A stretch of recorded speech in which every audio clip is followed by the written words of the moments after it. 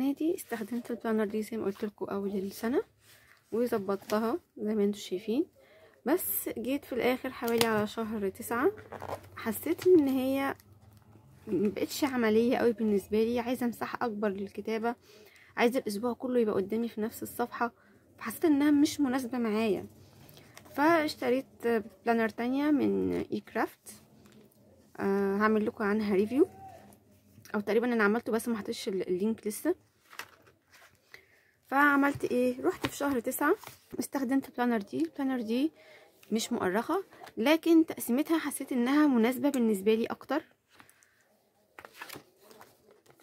يعني الشهر عندهم بيبدأ كده، وبعد كده في مثلا الريزوليوشن والاهداف هنعمل ايه. اوريكم صفحات فاضيه عشان دي بس انا كتبت فيها. فانا دلوقتي حسيت ان انا بقى عندي كده تشتت كبير. اولا هنا دي انا كنت عملتها معاكم دي اي واي، كتبت فيها بقى الخطه ايه هي والباكت ليست بتاعتي، اي حاجات زياده عن صفحات البلانر الاساسيه. زي ما انتم عارفين اي بلانر بيبقى موجود فيها مجموعه اوراق بسيم معين بطلبات معينه، مثلا اللي هي الجولز والايفنتس. بس في حاجات تانية كل واحد بيختلف فيها عن التاني. زي انا عندي مثلا لازم صفحه فيها كورسات، صفحه فيها وركشوب بحضر كتير في مجالي او في مجالات فنيه، حاجات معارض، فانا بحتاج حاجات كتير اكسترا مش موجوده هنا. فانا حاولت ان انا الزق كل ده هنا، حسيت انه ما بقاش لذيذ وبوظ شكل البلانر وبقتش تتقفل كويس. فرحت انا عامله دي وجهزتها معاكم قبل كده، فيها كل حاجه واستخدمتها. لما نقلت هنا حسيت ان انا كده بقى عندي تشتت. فانا هعمل ايه في السنه دي؟ اولا هشيل الجزء اللي انا استخدمته ده كله. انا طبعا ما استخدمتش اول جزء اللي هو جزء الجورنالينج عن الاهداف وعن الحياه، كل ده هخليه للسنه الجديده. وهبدا اشيل الجزء ده كله اللي هو لحد شهر 12، انا استخدمته لحد شهر 12، وهضمه هنا بحيث ان 2024 تبقى كلها متجمعه في مكان واحد قدامي، واقدر استخدم دي زي ما انا عايزه من اول شهر 1 لحد شهر 9، واقدر اكمل باقي السنه بقى ببوليت جورنال او بترافلر نوت بوك، بحيث ان السنه كلها برضو تبقى متجمعه في مكان واحد، وابدا من اول وجديد تاني. دلوقتي انا هعمل ايه؟ دلوقتي هشيل كل الورق ده، مش هشده عشان ما بوظش شكل الورق واسيب حاجات من هنا.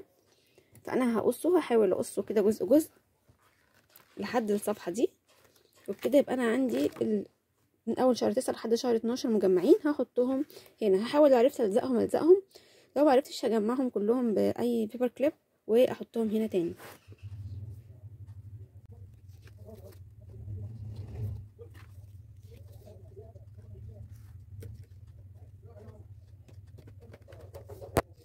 للاسف قصهم ما نفعش، فانا هحاول واحده واحده كده ايه اشيلهم.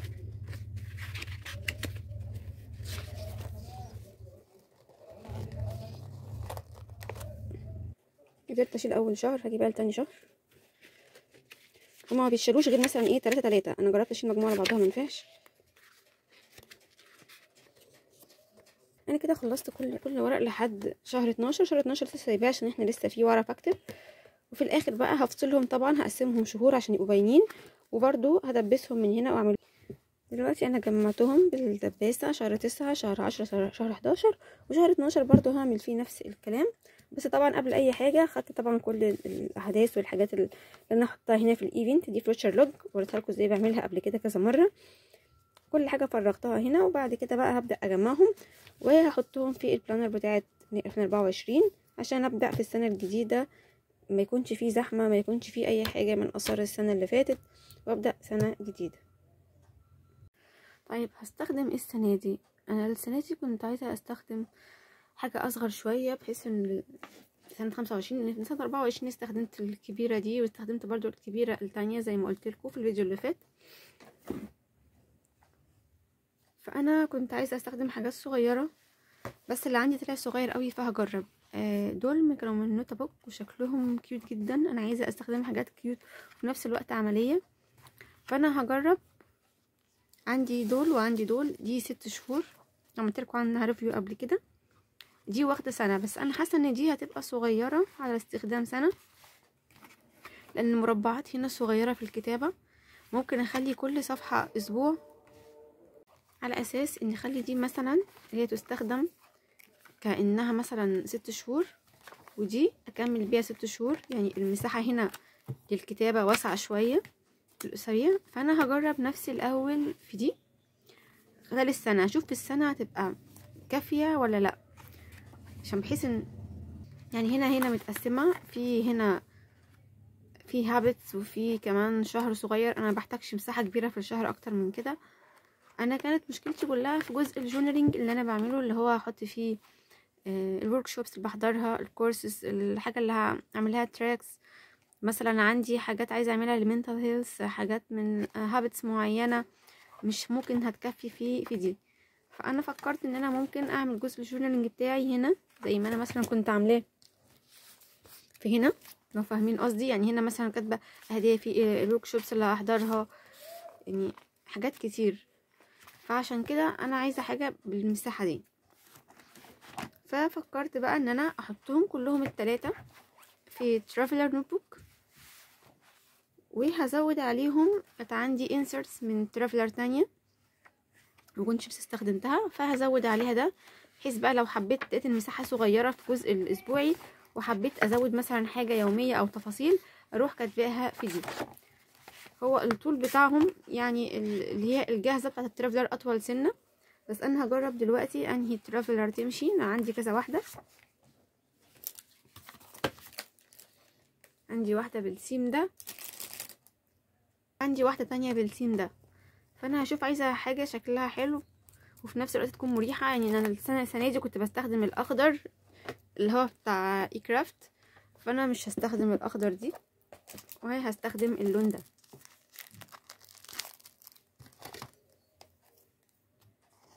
تهيالي انها هتمشي برضو مع البينكات.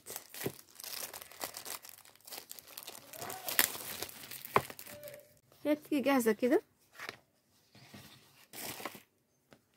هي فيها كل محتوياتها اصلا ومكتوب عليها المحتويات اللي فيها. انا مجرد بس هضيف الانسرت التانية. يعني هي فيها الجراب شفاف ده، وهي اصلا فيها كمان فيها شهر بس متقسم من يوم ل2.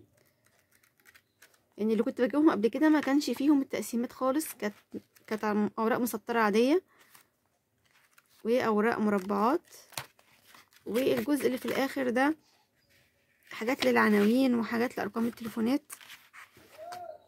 فانا هحاول اعمل دمج بين ال3 انواع دول بحيث اوصل لحاجة تريحني في الاستخدام. فهشيل الجزء ده وهحط الجزء بتاع الشهر والهابتس بتاع النوت بوك اللي هو ده.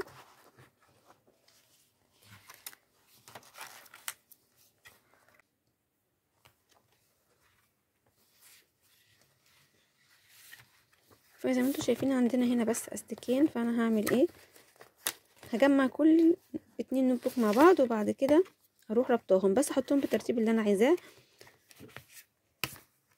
كده. وبعد كده احط النوت بوكس اللي هي الفاضيه، ودي هعمل فيها الجورنالينج.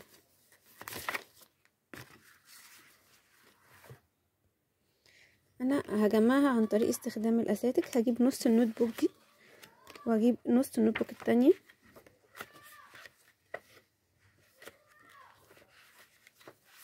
فاروح جايبه استك واروح مجمعهم مع بعض كده. عملت 2، هجيب ال2 التانيين كده برضو من نصهم،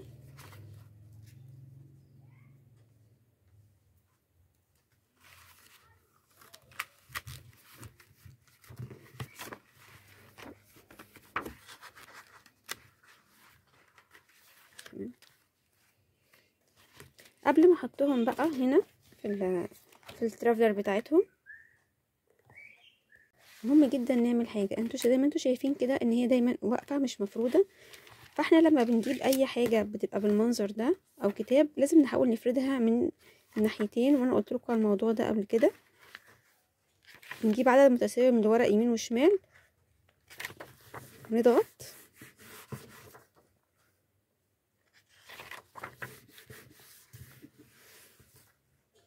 طبعا ممكن تستخدموا السكورينج تول بس بالايد عادي.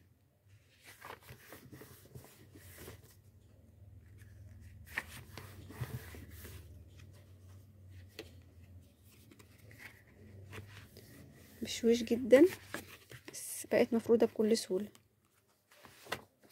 نجيب التانية.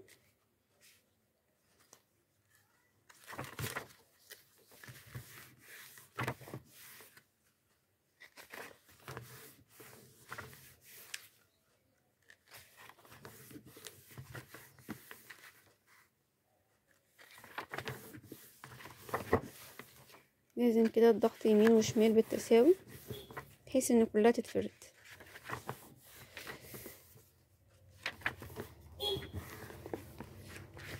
طبعا مش هقول ان طول ما احنا بنفرد ايدينا نظيفه والمكان اللي احنا بنفرد عليه نظيف عشان مش عايزين يحصل بقع او اي حاجه. نحطهم بقى مع بعض. ده بنجمع نص على نص ونحط الاستك. انا عندي استك ابيض وعندي استك شفافه بس انا حابه اللون الاحمر ده خاصه ان النوت بوك كلها ساده.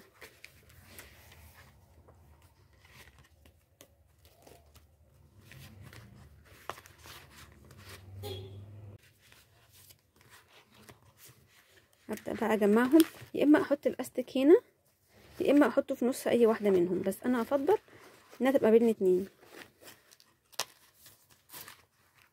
عشان بحيث انها تبقى كأنها كتيب فوق بعضهم.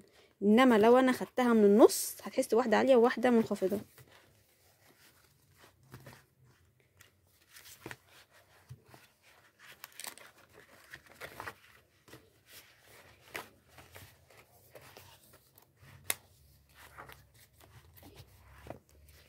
كده كلهم بقى في نفس السوا، وبتقفل برضو بكل راحه.